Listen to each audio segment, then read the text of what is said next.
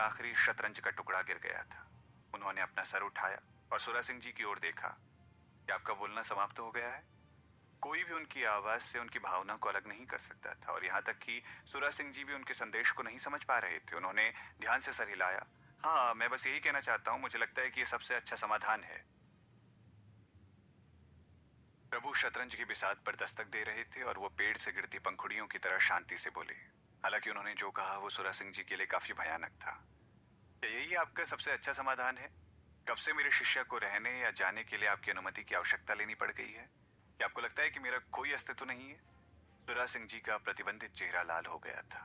उनके माथे पर पसीने की कई बूंदें आ गई थी। उन्होंने कहा, ये उन्होंने सोचा था कि वो प्रभु को उनकी शर्मिंदगी कम करने में मदद कर रहे हैं, लेकिन उन्होंने ये कहने की हिम्मत नहीं की। प्रभु धीरे से उठे और उन्हें ऊंचाई से देखा। आपने ये सब सोचा भी कैसे? आपको लगता है कि ये खेल है? क्या आप बस ऐसे ही किसी का जीवन ले सकते हैं और आप बस इस तरह से एक मामले को समाप्त कर सकते हैं? सुरा सिंह ने जो शुरू में सोचा था कि प्रभु ने शिरीन के भारी दंड के कारण उनसे पूछताछ की, लेकिन उन्हें अब यकीन नहीं हो रहा था। तो आपके दिमाग में क्या है प्रभु जी? एक गहन जांच, हत्यारे का पता लगाने के लिए, प्रभु ने कहा। सुरा सिंह जी खुश थे। उन्होंने सोचा कि प्रभु पक्षपाती रहेंगे, लेकिन भगवान ने जो कहा उस सबसे वो आश्चर्यचकित रह गए। प्रभु वास्तव में एक महान व्यक्ति थे, ईमानदार और निष्पक्ष। सुरा सिंह जी मसल को देख रहे थे। मसल ने अपने खोल को जल्दी से बंद कर दिया। मैंने आपसे कहा ना, मैंने कुछ नहीं किया है। भगवान जी ये स्वीकार करने से इनकार कर रहा है। अब हमें क्या करना चाहिए? सुरा सिंह जी ने पूछा।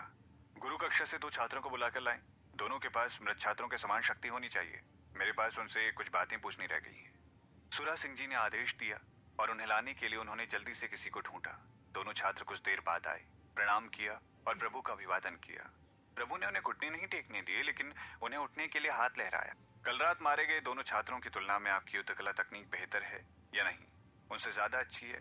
दोनों मारे गए छात्र गुरु कक्षा से ही थे। दोनों छात्र बहुत विनम्र थे। ये सब उन्हीं के बारे में होना चाहिए। प्रभु उनके उत्तरों से संतुष्ट हुए और आदेश दिया, उस मसल को गिरफ्तार कर लो। शिरीन पूरी तरह से हैरान थी। उसकी अभिव्यक्ति बदल गई और वो खड़ी होने के लिए तैयार थी। अचानक वो टेलीपैथी के माध्यम से एक संदेश सुनती है। धैर्य रखो, अगर आप सच्चाई का पता लगाना चाहती हैं तो मेरी बात सुनो। ये आवाज नरम और शांत थी। ये भगवान जी की आवाज थी।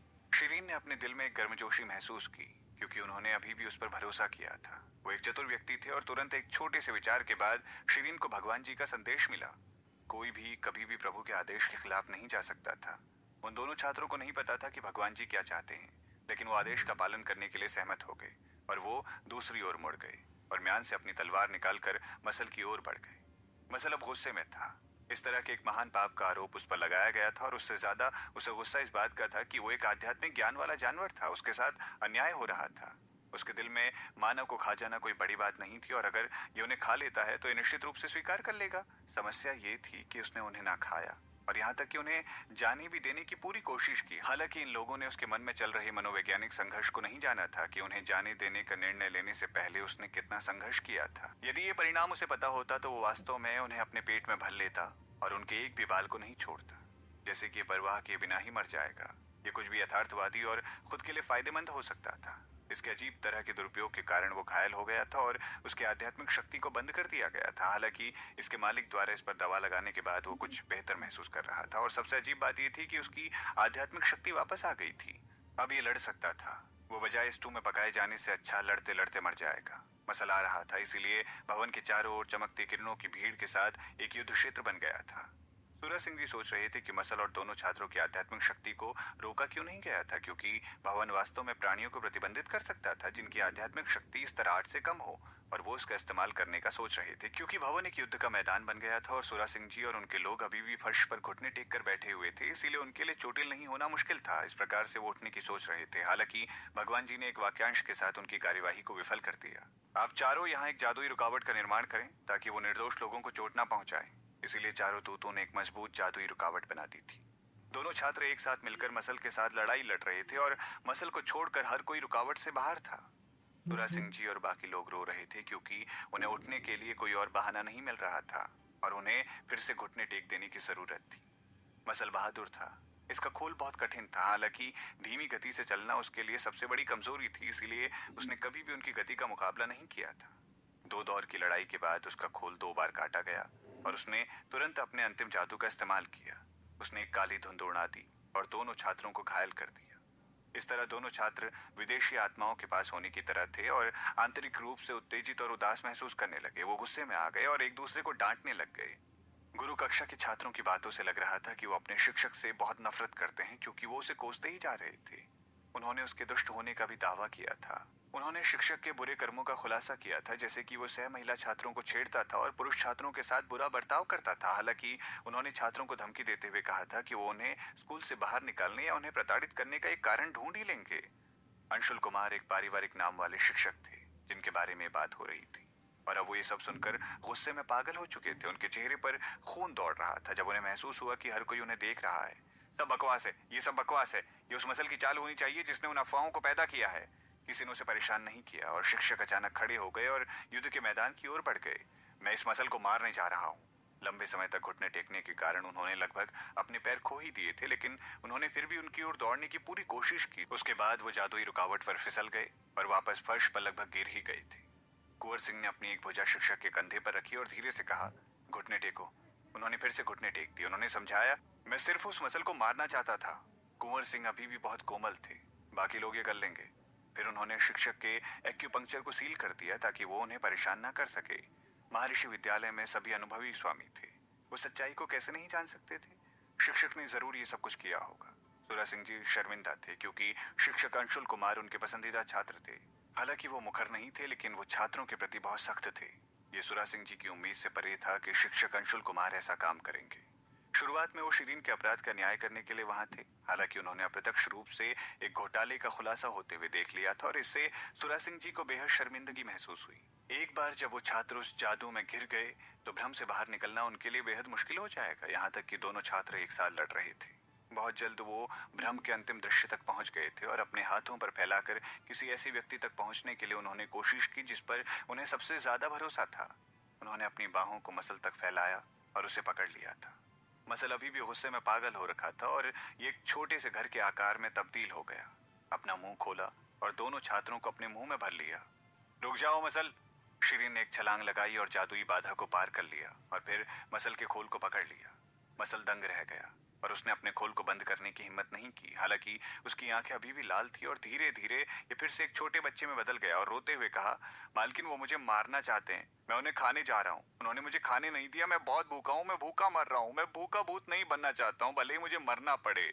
शिरीन दोनों छात्रों को उससे दूर खींचकर उस छोटे से बच्चे को दूर ले गई। नहीं प्री, मैं उन्हें तुम्हें मारने नहीं दूंगी। छोटा बच्चा अभी भी दुखी था और रो रहा था। लेकिन लेकिन आप वहां देख रही थी, उन्हें बिल्कुल नहीं रोक रही थी। मसल, मुझ पर विश्वास करो, ये सब हम पर लगाए अपराधों को मिटाने के लिए है। मैंने तुम्हें अकेला नहीं छोड़ा था। शिरीन ने दिलासा दिया। सच में मसल को शक हुआ, ये असली सोने की तुलना में अधिक वास्तविक है। शिरीन ने मसल को दिलासा देने के बाद भगवान जी को प्रणाम किया। मेरे आदरणीय प्रभु, क्या मेरे लिए इस मामले की जांच स्वयं करना संभव है? भगवान जी ने सर हिलाया। हाँ जरूर। उसकी निगाहें पूरे भवन में बिखरी हुई थी और उन्होंने महसूस किया कि कई लोग भ्रमित थे क्योंकि उनका संदेश सिर्फ छोटी शिरीन को ही मिला था। वो वास्तव में एक समझदार लड़की थी। भगवान जी खुश थे, लेकिन उसी समय उनके दिल में दर्द का एहसास हुआ। हालांकि एक आंख की झपक में दर्द फीका पड़ गया, इस पर किसी का ध्यान नहीं गया था। शिरीन खुश थी। क्या यह संभव है कि संदेशवाहक कुंवर सिंह और पुष्पदास जी की मैं मदद ले सकती हूँ? यह आप पर निर्भर करता है। प्रभु ज्यादा बात नहीं करना चाहते थे, लेकिन उन्होंने अपने दोनों अधीनस्थों को उसे दे दिया। इस तरह शिरीन ने वो सब कुछ करने का फैसला किया जो वो करना चाहती थी। उसने तुरंत दूत कुंवर सिंह को आमंत्रित किया, जो लड़ाई के दृश्य को देखने में एक विशेषज्ञ थे, और फिर उसने एक क्लिप पर लगाने के लिए सुरा सिंह जी से एक हड्डी के साथ वाला हिरण मांस का एक टुकड़ा, जो अच्छा सा हो, मांग लिया। मसल बहुत ईमानदार था। उसने हिरण मांस को 2 टुकड़ों में काट दिया, बिल्कुल ऐसे जैसे ये टोफू के एक टुकड़े को काट रहा हो। एक क्षण बाद संदेशवाहक कुंवर सिंह ने टिप्पणियों को लिखकर एक श्रृंखला बना ली और उसके बाद शिरीन को जांच सौंपी। शिरीन ने दर्शकों को देखा और उनके लिए सब कुछ का विश्लेषण करना शुरू कर दिया। सबसे पहले लड़ाई के दृश्य से एकत्र की गई जानकारी के आधार पर मसल को खुद को भूमिगत दफन करना पड़ता है और अचानक हमला करना पड़ता है। ये पीछे से चुपके से हमला करना पसंद करता था क्योंकि इसकी कार्यवाही बहुत धीमी थी। हालांकि एक चुपचाप हमले के साथ इसकी गति के आधार पर दोनों छात्रों को अपनी युद्धकला तकनीक के आधार पर इसके हमले से बचने में सक्षम होना चाहिए और इससे बचने में कामयाब होते वक्त उन्हें चोट नहीं लगनी चाहिए थी। बेशक इसके बाद एक तीव्र लड़ाई होनी चाहिए थी, लेकिन दृश्य में लड़ाई का कोई संकेत नहीं था। दूसरा, विरोधियों के भ्रम में फंसने के बाद मानव को खाने के लिए मसल के अपने मूल रूप में बदलना जरूरी है। इसके खोल का मूल आकार एक छोटे से घर की तरह लगभग 4 मीटर से 3 मीटर लंबा और चौड़ा था। हालांकि घटनास्थल पर खोल का निशान छोटा था, जो केवल 2 मीटर था। तीसरा, मसल ने अपना खोल का उपयोग मानव खाने के लिए नहीं किया, बल्कि उन्हें अपनी ओर खींचने के लिए और उन्हें अपने मुंह में भरने के लिए किया गया था, जैसे कि कोबरा अपने खाने के साथ करता था। अंत में जो सबसे महत्वपूर्ण बिंदु था, मसल जिस पर भी चिपकता था उस वस्तु पर छाप छोड़ता था। हालांकि मसल का खोल घायल हो गया था और टूट गया था, उस वस्तु पर कुछ छोटे छोटे निशान होंगे जो उनके द्वारा काटी गई होगी। निश्चित रूप से ये सीमाएं वास्तव में इस हद तक छोटी थी कि लोग आसानी से इसे देख सकते थे, और अगर वो पर्याप्त ध्यान नहीं देते। इसका खोल बहुत तेज था, इसीलिए शिरीन ने इसके खोल के किनारे पर ध्यान नहीं दिया। हालांकि उसने केवल उस पर ध्यान दिया कि उसके कटे हुए हिरण के मांस को देखा जाए। संदेशवाहक पुनीत कुमार और शव परीक्षण विशेषज्ञ दोनों घावों और चोटों को अच्छी तरह से जानते थे, क्योंकि उन्होंने पहले दोनों लाशों की जांच की थी। शिरीन ने उन्हें हिरण मांस पर चोटें दिखाई। दोनों ने इस पर सहमति जताई कि हिरण मांस के दोनों किनारे पर अंकित निशान लाशों में अलग अलग थे। दूसरे शब्दों में, भले ही उन दोनों को एक मसल द्वारा मार दिया गया हो, लेकिन ये किसी दूसरे मसल का काम था। शिरीन ने एक एक करके सभी सबूतों को सूचीबद्ध किया था, और सभी जानकारी दूत महावीर दास जी और पुनीत कुमार जी से आई थी। साथ ही शव परीक्षण विशेषज्ञ से सत्यापन भी करवाया गया था। अब किसी के पास बहस करने या असहमत होने के लिए कोई वजह नहीं बची थी। दोनों छात्रों को मसल ने नहीं बल्कि किसी और ने मारा था, जिसका अर्थ था कि शिरीन और मसल के साथ अन्याय हुआ था। कोई और अभी भी इस लड़की पर आरोप लगाना चाहता है? प्रभु की निगाहें भवन में घूम रही थी और उन्होंने ये सवाल पूछ लिया। साथ ही उन्होंने शतरंज की बिसात पर दस्तक दी। सुरा सिंह जी और उनके लोगों ने अपना सर नीचे कर लिया। शून्य ठोस सबूत वाले लोगों पर आरोप लगाने के बाद आपके पास कहने के लिए कुछ भी नहीं है। प्रभु ने सुरा सिंह और उनके लोगों को देखा। क्या इसका मतलब है कि आप केवल एक छोटी लड़की को धमकाने के लिए ये सब कर रहे थे? सुरा सिंह जी के चेहरे का रंग बदल गया था और वो एक बैंगन सा हो गया था। उन्होंने पहले कभी इतनी भयानक गलती नहीं की थी। उन्होंने लगभग एक छोटी लड़की को अन्याय से पीड़ित किया था और उसके उज्जवल भविष्य को बर्बाद कर दिया था। उन्होंने शिरीन से एक माफी के रूप में कहा, पूरी ईमानदारी से मोहतरमा शिरीन जी से माफी मांगना चाहता हूँ। मुझे खेद है कि आप मेरे कारण इस तरह की परेशानी से गुजरी हैं। बाकी लोगों ने भी ऐसा ही महसूस किया कि जल्दी ही शिरीन से माफी मांग ले। ये लोग मुख्य भूमि में सबसे अनुभवी नेता थे, जो आसानी से अराजकता फैलाने में सक्षम थे। शिरीन के लिए ये इतना बड़ा सम्मान था कि उन सभी ने उससे माफी मांगी थी। शिरीन चुप रही। एक साधारण माफी से वो अपनी चोट और उदासी से कैसे छुटकारा पा सकती थी? वो और मसल लगभग मारे जा चुके थे। अगर प्रभु समय पर नहीं आते तो क्या उन्हें अपनी जान बचाने का मौका मिलता? वो लोग उसे मामले की जांच स्वयं करने की अनुमति भी नहीं दे रहे थे। उन्होंने उसे कोई अवसर नहीं दिया। उसका शरीर अभी भी सुन्न था और जादुई जंजीरों के कारण सभी घाव अभी भी उसकी त्वचा पर थे। यहाँ तक कि निजी सजा के कारण मसल्स पर लगी चोटें अभी तक बरकरार थी। वो जानती थी कि उसे हद पार नहीं करनी चाहिए, क्योंकि वो सिर्फ एक छोटी बच्ची थी और ये उसके लिए फायदेमंद नहीं था अगर उसने उन लोगों को नाराज कर दिया। हालांकि वो सिर्फ अपने गुस्से से भरे पागलपन का सफाया नहीं कर पा रही थी, और उन्होंने केवल एक मुस्कान के साथ उसके अपमान की भरपाई करने की सोची थी। उसने अपनी मुट्ठी पकड़ ली और बोलने के लिए तैयार ही थी कि तभी मसल ने अपनी भयंकर आवाज में कहा, तो आपको लगता है कि मुआवजा देने के लिए एक माफी की मांग करेंगे और आप बच जाएंगे? आपने मुझे पीटा है, और मुझे एक सुई से पीटा, और मेरा मांस भी जला दिया। क्या मैं आपको कुछ भी सहने नहीं दूंगा और बदले में कोई भी सजा नहीं दूंगा? सुरा सिंह जी ने भगवान जी की ओर देखा। प्रभु ने शांत स्वर में कहा, क्या आपके पास मेरे शिष्य को इंसाफ दिलाने के लिए कुछ और तरीका है? मसल की अपेक्षाकृत अच्छी यादाश्त थी और उसने तुरंत कहा, ओ हाँ ठीक है। क्या आपने मेरे गुरु से वादा नहीं किया है कि आप हर एक सजा को पूरी करेंगे, जैसा मैंने अनुभव किया है? अगर हमें निर्दोष पाया जाता है तो? खाने और पीने के बिना 30 दिनों के लिए मूर्खतापूर्ण जंजीरों में बांधने को कहा था ना आपने? इसे सब कुछ याद था। सुरा सिंह जी हैरान थे। जब मसल ने उन्हें फटकारा तो उनका चेहरा गुस्से से जल रहा था। हालांकि मसल ने जो कुछ भी कहा था वो सब सही था और वो उसके साथ बहस नहीं कर सकते थे। उन्होंने चुपके से एक गहरी सांस ली और कहा, चिंता मत करो, मैं बिना किसी छूट के सभी सजाओं को स्वीकार करूंगा। मसल ने तुरंत स्थिति का फायदा उठाया। मैं निरीक्षक बनना चाहता हूँ, ये सुनिश्चित करने के लिए कि ये ठीक से सजाएं प्राप्त कर रहे हैं या नहीं। ये सुनकर भीड़ खामोश रही। सुरा सिंह जी महर्षि विद्यालय के नेता थे। वो हमेशा सख्त और गंभीर रहते थे और वो शायद ही बात करते या मुस्कुराते थे। ये सब करते समय वो वह व्यक्ति होते थे जो लोगों को दंडित किया करता था, लेकिन उन्हें पहले कभी दंडित नहीं किया गया था। शायद किसी ने उन्हें सजा देने की हिम्मत नहीं की थी और अब उन्हें सजा को स्वीकार करने की आवश्यकता थी, लेकिन दंड विभाग के कुछ नेताओं ने सजा को कम करवाने की योजना बनाई। हालांकि यह अब संभव नहीं था क्योंकि मसल निरीक्षक था और ये निश्चित रूप से समझ में आता है कि क्या वो सुरा सिंह जी की मदद करने देगा किसी को भी। सुरा सिंह जी ने उत्तर दिया, चिंता मत करो, मैं हमेशा एक निष्पक्ष व्यक्ति रहा हूं और मैं चालाकी नहीं कर सकता। कोई भी गुप्त रूप से किसी भी मामले में मदद नहीं करेगा, फिर चाहे जो मर्जी निरीक्षक हो। मैं अपनी गलतियों के लिए सभी जिम्मेदारियों का वहन करूंगा। सुरा सिंह जी से उन वादों को सुनते ही शिरीन को थोड़ा अच्छा लगा, क्योंकि सुरा सिंह जी जिम्मेदारी लेने जा रहे थे, इसीलिए उनके लिए अब कोई भी अनुरोध करना अनावश्यक नहीं था। हालांकि किसी को परिणामों के साथ संतोष नहीं मिल पा रहा था। प्रभु ने सुरा सिंह जी को अभी देखा तक नहीं था, लेकिन वो शांति से बोले, ये उन दंडों की कीमत है जो आपको अन्याय के लिए भुगतान करना चाहिए, और इसे जुर्माना नहीं माना जा सकता। दूत महावीर दास जी, मेरे शिष्य पर आरोप लगाने की सजा क्या है? और उस पर कार्यवाही भी की जाएगी। मेरे दूत पर आरोप लगाने की सजा मौत है ना? दूत महावीर दास जी दंग रह गए थे। मेरे प्रभु, ये पहली बार हुआ लगता है कि आपने एक शिष्य को प्राप्त किया है।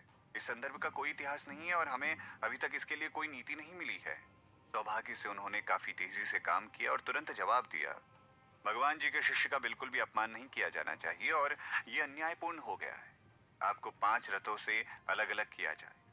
उन्होंने सबसे भारी जुर्माना उठाया क्योंकि उन्हें याद था कि जिस समय प्रभु को पता लगा था कि शिरीन को बंद कर दिया गया है, प्रभु ने महर्षि विद्यालय को लगभग नष्ट ही कर दिया था, क्योंकि अब प्रभु को आखिरकार मौका मिल ही गया था बदला लेने का और उन्होंने भी लाभ उठाना चाहा। उन्होंने चुपके से भगवान जी को देखा और पाया कि वो मुस्कुरा रहे थे। क्या वो उनके सुझाव से सहमत थे? दूत महावीर दास जी खुश नहीं थे और उन्होंने अपनी इस चालाकी के लिए खुद की प्रशंसा की। सुरा सिंह जी ठंडे पसीने के साथ जमीन पर गिरे हुए थे और उन्होंने बोलने की हिम्मत नहीं की। ये केवल तब था कि जब उन्हें प्रभु के साथ परेशानियों का सामना करने का परिणाम महसूस हुआ था। उन्होंने सोचा कि वो सही काम कर रहे हैं और भगवान के शिष्यों को डांटते रहते हैं। यहाँ तक कि उन्होंने एक निजी सजा के साथ उसके साथ दुर्व्यवहार भी किया था और जाहिर तौर पर भगवान जी को इस चीज से नफरत थी। और अब भगवान जी ने उन्हें दंड देने के लिए यहाँ आने का फैसला किया था। इसके अलावा ये एक सार्वजनिक सजा थी और वो खुद के लिए कोई बहाना भी नहीं ढूंढ सकते थे, लेकिन केवल रो सकते थे। बाकी अभी भी फर्श पर घुटने टेके हुए थे और सुरा सिंह जी की ओर से माफी मांगने के लिए जल्दी जल्दी झुककर माफी मांग रहे थे। सभी इस बात से सहमत थे कि सुरा सिंह जी वास्तव में एक अच्छे व्यक्ति थे और उन्होंने बहुत योगदान दिया था इस विद्यालय के लिए। थोड़ी देर के बाद भगवान जी धीमे स्वर में बात करते हुए कहने लगे, क्योंकि आपने पहले यहाँ बहुत योगदान दिया है, इसीलिए मैं एक बार के लिए आपके जीवन को छोड़ दूंगा। हालांकि आपको मृत्यु से बख्शा गया है, लेकिन दंड से नहीं। ये तो मुश्किल होगा। क्या मुझे आपकी सजा माफ करनी चाहिए? रहस्यमयी ज्वालामुखी देश में रोजाना 2 घंटे रुके और अवधि 2 महीने है। भीड़ पूरी तरह से कांप गई। सुरा सिंह जी इस हद तक घबरा गए थे कि उनका गुदा कस गया। रहस्यमयी ज्वालामुखियों का देश बहुत डरावना था। वहां का तापमान 100 डिग्री सेल्सियस था। बिना आध्यात्मिक शक्ति वाले लोग वहां जिंदा पकाए जा सकते थे। सुरा सिंह जी में बहुत अधिक आध्यात्मिक शक्ति थी। हालांकि उनकी विशेषताएं धातु तत्व की थी और आग धातुओं को आसानी से पिघला सकती थी। इसीलिए वो अपनी मूल आध्यात्मिक शक्ति के साथ खुद की रक्षा नहीं कर सकते थे, लेकिन सिर्फ जल तत्व की पूरक विशेषता में आध्यात्मिक शक्ति का उपयोग करने की अनुमति ही उन्हें मिली थी। पानी आग को हटाने में मदद करता है, लेकिन उनका पूरक गुण बेकार था। भले ही वो अपने स्तर 3 जल आध्यात्मिक शक्ति के साथ संरक्षण के रूप में एक जल झिल्ली बना सकते थे, लेकिन वो शायद बहुत जल्द वाष्पित हो जाएगी। उन्हें हर दिन 2 घंटे तक वहां धक्के खाने की जरूरत थी। जब वो बाहर निकल कर आएंगे तो उनकी त्वचा शायद छिल जाएगी, लेकिन कम से कम उनकी जान बख्श दी जाएगी। सुरा सिंह जी ने कृतज्ञता दर्शाने के लिए जल्दी जल्दी प्रभु का धन्यवाद किया। सभी ने उनकी ओर सहानुभूति भरी निगाह से देखा। प्रधानाचार्य, उम्मीद है आप 2 महीने के बाद भी भरे पूरे ही लगेंगे। उन्होंने शिरीन को देखा और फिर भगवान जी को देखा। वो भ्रमित थे। वो सोच रहे थे कि क्या प्रभु छोटी लड़की की मदद कर रहे थे या सुरा सिंह जी ने उन्हें शर्मिंदा किया था, इसीलिए उन्होंने उन्हें दंडित करने का फैसला किया था। सुरा सिंह जी की सजा को स्वीकार करने के लिए सुरा सिंह तैयार थे। हालांकि उनके पास एक सवाल था, प्रभु, मैं दंडित होने के योग्य हूँ। मुझे किसी को भी दोष नहीं देना है, भले ही मुझे भारी सजा भुगतनी पड़े, लेकिन अगर मोहतरमा शिरीन हत्यारी नहीं है तो हत्यारा कौन है? क्या वास्तव में कोई दूसरा मसल यहाँ आया है? प्रभु ने शिरीन को देखा। क्या आपके पास हत्यारे के बारे में कोई सुराग है? शिरीन ने एक धीमी आवाज के साथ कहा, जो मैं मसल के बारे में जानती हूँ उसके आधार पर वो मुश्किल से ही तेजी से आगे बढ़ सकते हैं और आमतौर पर लड़ाई के दौरान कुछ जादू पर भरोसा करते हैं। हालांकि दोनों शिष्यों पर किसी ने हमला किया था और उनकी मौत हो गई थी। इस व्यक्ति की युद्ध कला तकनीक उम्मीद से कहीं अच्छी और शक्तिशाली थी। मेरी अटकलों के आधार पर छात्रों पर हमला करने वाला कोई मसल नहीं बल्कि ये एक इंसान था। प्रभु ने सर हिलाया। अब ये ज्यादा समझ में आ रहा है, लेकिन कौन तुम्हें इस तरह फंसाना चाहता है? इस सब के पीछे का मकसद क्या है? आपसे इतनी घृणा क्यों? शिरीन ने अपना सर हिलाया और जवाब दिया, मुझे ऐसा नहीं लगता। मुझे लगता है कि वो मुझे महर्षि विद्यालय से बाहर निकालना चाहता था। उसने पूरे भवन में देखा। बहुत सारे लोग हैं जो मुझे बाहर निकालना चाहते हैं। जाहिर है ये वाक्य किसी और की ओर भी इशारा कर रहा था। सुरा सिंह जी लगभग गुस्से में पागल हो गए। हाँ नेताओं, और मैंने आपको बाहर निकालने का इरादा किया था, लेकिन हम अपने छात्रों को कभी चोट नहीं पहुंचाएंगे। शिरीन ने कहा, सुरा सिंह जी छात्रों को प्राथमिकता देते हैं और उन्हें अपने खजाने के रूप में संभालते हैं। वो ऐसा कुछ नहीं करेंगे। मुझे निश्चित रूप से उन पर शक नहीं होगा। सुरा सिंह जी का गुस्सा आखिरकार थम गया था। दूसरे शिक्षक और नेता एक दूसरे की ओर देख रहे थे और चिल्ला रहे थे, हम भी ऐसा नहीं करेंगे। वो सभी अपने छात्रों से प्यार करते थे जैसे कि वो उनके बच्चे हों। यहाँ तक कि गुरु कक्षा में वो समस्याग्रस्त छात्र भी उनके लिए अनमोल थे। शिरीन ने शिक्षक अंशुल कुमार की तरफ देखा। इनके बारे में क्या विचार है? शिक्षक अंशुल कुमार को झटका सा लगा, लेकिन फिर भी वो बोले, तो क्या? मैं नहीं चाहता था कि आप महर्षि विद्यालय की सैकड़ों साल की प्रतिष्ठा को बर्बाद करने का मौका पालें। मैंने उनसे कहा था कि आपको मुसीबत में डाल लें। क्या आप वहां नहीं थे? बिल्कुल भी नहीं। शिरीन ने मुस्कुराते हुए कहा, क्या सच में? शिक्षक अंशुल कुमार के बोलने का तरीका एकदम से बदल गया और उन्होंने ठंडे स्वरों में कहा, मैं अपने छात्रों को कभी जोखिम में नहीं डालूंगा। शिरीन ने उनकी ओर देखा और पूछा, क्या आपको पक्का यकीन है कि आपने उन दोनों हत्यारे छात्रों को वहां नहीं भेजा था? शिक्षक अंशुल कुमार को झटका सा लगा, लेकिन फिर भी वो बोले, तो क्या? मैं नहीं चाहता था कि आप महर्षि विद्यालय की सैकड़ों साल की प्रतिष्ठा को बर्बाद करने का मौका पालें। मैंने उनसे कहा था कि आपको मुसीबत में डाल दें। क्या आप वहां नहीं थे? बिल्कुल भी नहीं। शिरीन ने मुस्कुराते हुए कहा, क्या सच में? अचानक उसका चेहरा गुस्से से पागल हो गया। शिरीन ने कहा, मसल उसे एक बारी काले धुएं का स्वाद तो चखाना। धुआं मसल के मिराज इल्यूशन का था जो लोगों की सच्चाई भी बता सकता था। शिक्षक अंशुल कुमार ने इसका प्रभाव पहले दूसरों पर देख लिया था और वो तुरंत धुएं से बच गए। आप क्या कर रहे हैं? ये बहुत गंदा है, चले जाओ यहाँ से।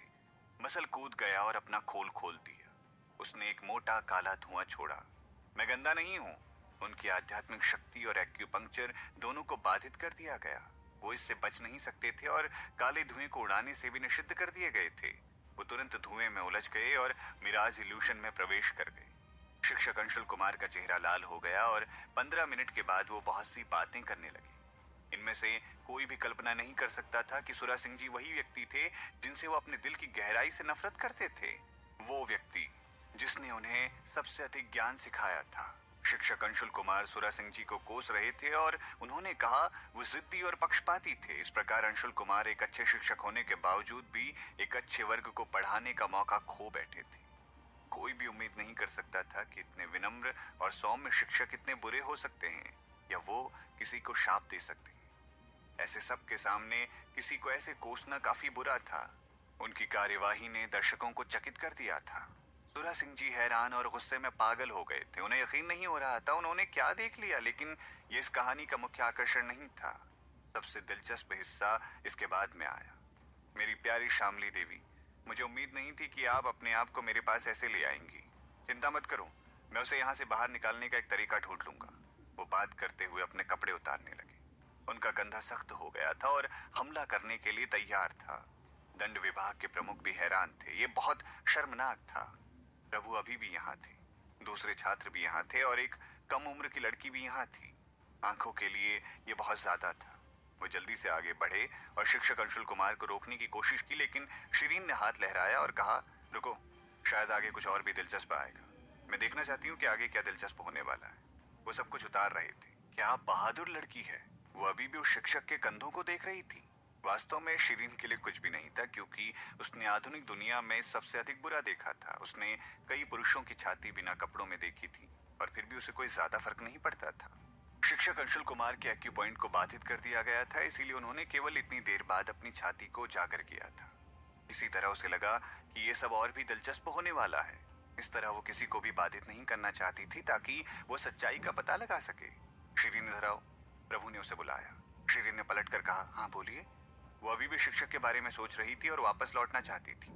मैं तुमसे यहाँ आने के लिए कह रहा हूँ, प्रभु ने बर्फीले स्वर में कहा, क्योंकि प्रभु सबसे शक्तिशाली थे। वो केवल उनकी आज्ञा का पालन कर सकती थी। वो चली गई और अभिवादन किया। मैं आपकी मदद कैसे कर सकती हूँ भगवान जी?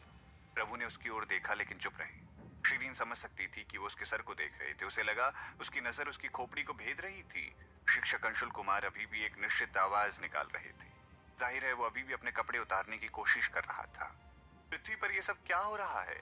आप कल्पना नहीं कर सकते कि प्राचीन लोग कुछ इतना गंदा कैसे कह सकते थे। शिरीन उत्सुक थी और अचानक उसकी सुनने की शक्ति बिगड़ गई थी, जैसे कि उसके कान कपास से भर दिए गए थे। फिर वो न केवल पीछे का प्रदर्शन देख पा रही थी बल्कि सुनने में भी असमर्थ थी। अवचेतन रूप से उसने अपने कान रगड़े लेकिन उसे कुछ भी पता नहीं चला। उसकी आंखें और कान ठीक थे। कैसे वो अचानक अपनी सुनने की शक्ति को खो सकती है? ये कैसे हो सकता है? शिक्षक अंशुल कुमार के बारे में जानकारी के लिए उसे अभी भी सुनवाई करने की जरूरत थी। वो अपने कानों से परेशान हो गई थी और अंशुल कुमार को देखने के लिए उसने अपने सर को नीचा करने की कोशिश की कि क्या वो अभी भी अपनी बाहों और अपनी छाती के बीच की खाई के माध्यम से कुछ देख सकती है। हालांकि भगवान जी ने अचानक पूछा, क्या आपने किसी भी आध्यात्मिक शक्ति के स्तर का अभ्यास किया है जो मैंने आपको बताया था? क्या आपको कुछ भी ऐसा है जो आपको समझ में नहीं आ रहा था? क्या आप कुछ पूछना चाहेंगी? क्योंकि आपके लिए मुझे देखना इतना मुश्किल है। शिरीन चुप रही। अजीब तरह से वो अपने आसपास किसी को भी नहीं सुन सकती थी, लेकिन केवल भगवान जी को सुन सकती थी। क्या ये प्रभु की टेलीपैथिक शक्तियां थी? पुस्तक भवन आध्यात्मिक शक्ति अभ्यास का मूलभूत ज्ञान थी। शिरीन परिचित से अधिक तैयार थी और यहाँ तक कि कुछ महीनों में उस किताब को याद करने में सक्षम भी थी। हालांकि जब वो समस्याओं का सामना करती थी तो उसकी मदद करने के लिए उसके पास दृढ़ पत्थर कंगन था। वैसे भी जब प्रभु ने उससे पूछा था, उसे कोई सवाल न पूछने के लिए बुरा लग रहा था, इसीलिए उसने बस कुछ सवाल पूछे। जब वो शिरीन के द्वारा उन सरल सिद्धांतों के साथ समस्या के बारे में सुनते हैं तो प्रभु को अजीब लगता है। ठीक है, वो इस दुनिया में एक विदेशी थी। शायद ये सवाल जितना आसान था उसे समझना उतना ही कठिन था। इस प्रकार उन्होंने उसे समझाया और कुछ उदाहरण भी दिए। उन्होंने स्पष्टीकरण को अन्य चीजों से संबंधित करने का भी प्रयास किया। उन्होंने रिमझिम बारिश की तरह धीरे धीरे बात की, लेकिन उनकी व्याख्या बहुत विस्तृत थी। शिरीन को एक अफवाह याद करके हैरानी हो रही थी कि ये प्रभु जी ज्यादा बात नहीं करते थे, लेकिन वो इस समय इतने नागवार क्यों हो रहे थे? वो ज्यादातर सवालों के जवाब जानती थी और वो अब ज्यादा ध्यान नहीं दे पा रही थी। उसका सारा ध्यान पीछे की ओर एकत्रित हो गया था। वो सोच रही थी कि शिक्षक किस तरह की कहानी का प्रदर्शन कर रहे होंगे। क्या पहली में कोई खामी मिली थी बाकियों को? उसने नजर फेरने का फैसला किया। प्रभु ने तुरंत उसे एक संदेश भेजा, आप इसे देखना पसंद करती हैं? शिरीन दंग रह गई। उसे पता नहीं था कि इस प्रश्न का उत्तर वो कैसे दे सकती है। इससे पहले कि वो उपयुक्त उत्तर दे पाती, प्रभु ने अपना हाथ ऊपर उठाया और लाल किरण की एक धारा उभरती दिखाई दी। शिरीन को एहसास हुआ कि उसकी सुनने की शक्ति वापस आ गई है। हालांकि उसके पीछे का दृश्य उसी समय बदल गया था। ये अब शिक्षक अंशुल कुमार का दृश्य नहीं था। कमीनो! शिक्षक अंशुल कुमार ने कोमल शब्दों के साथ धीरे से शाप दिया। शिरीन ने खुद को घुमाया और महसूस किया कि शिक्षक अंशुल कुमार एक खास स्थान को देख रहे हैं और वो घबराहट और क्रोध की स्थिति में थे। क्या हो रहा था? एक पल बाद शिरीन को सब समझ में आ गया। जाहिर है उसने कुछ दिन पहले ये दृश्य देखा था। दृश्य के आधार पर ये वो दिन होना चाहिए जब दो शिष्यों को भ्रम में फंसाया गया था, जब उन्होंने शिरीन पर हमला करने की कोशिश की थी। उन्होंने गलती से शिक्षक के रहस्य का खुलासा कर दिया था और शिरीन ने इसे ऑडियो रिकॉर्डर के साथ रिकॉर्ड कर लिया था। शिक्षक वहां एक छिपी हुई जगह पर थे। वास्तव में शिक्षक अंशुल कुमार ने फिर खुद से बात की। मैं इन दोनों कमीनों को नहीं रख सकता। छोटी लड़की भी मरने के लायक है। भीड़ हैरान थी क्योंकि सभी जानते थे कि योजनाकर्ता कौन है। वो ऐसा चालाक था, उसने अपने घोटालों का खुलासा किया और अपने रहस्य को छिपाने के लिए हत्या की योजना भी बनाई। भवन फुसफुसाहट से भर गया और वो भी बिना कुछ कहे, बिना किसी अभिव्यक्ति के साथ चौंक गए। तुरा सिंह जी बेहद शर्मिंदा थे। उन्होंने माफी मांगते हुए कहा, मोहतरमा शिरीन जी, हमें सच्चाई और योजनाकर्ता मिल गए हैं। क्या आप मसल के भ्रम को दूर करने के लिए कह सकती हैं? शिरीन ने अपने होठों को शुद्ध किया। रुकिए। उसे लगा कि कुछ तो गड़बड़ है। एक क्षण बाद शिक्षक अंशुल कुमार खुश दिख रहे थे क्योंकि उन्होंने अपने उद्धारकर्ता को देख लिया था। तुम यहाँ हो? फिलहाल उन्होंने जैसे ही कहा, एक विस्फोट हुआ। वो चल रहे थे। आग भयंकर और तेज थी। उनके लिए अचानक प्रतिक्रिया देना मुश्किल था। पलक झपकते ही अंशुल कुमार आग के गोले में बदल गए, जैसे किसी ने उन पर 1 टन पेट्रोल डाला हो। हर कोई सदमे में चीखने लगा। कोई भी खुद को रोक नहीं सकता था।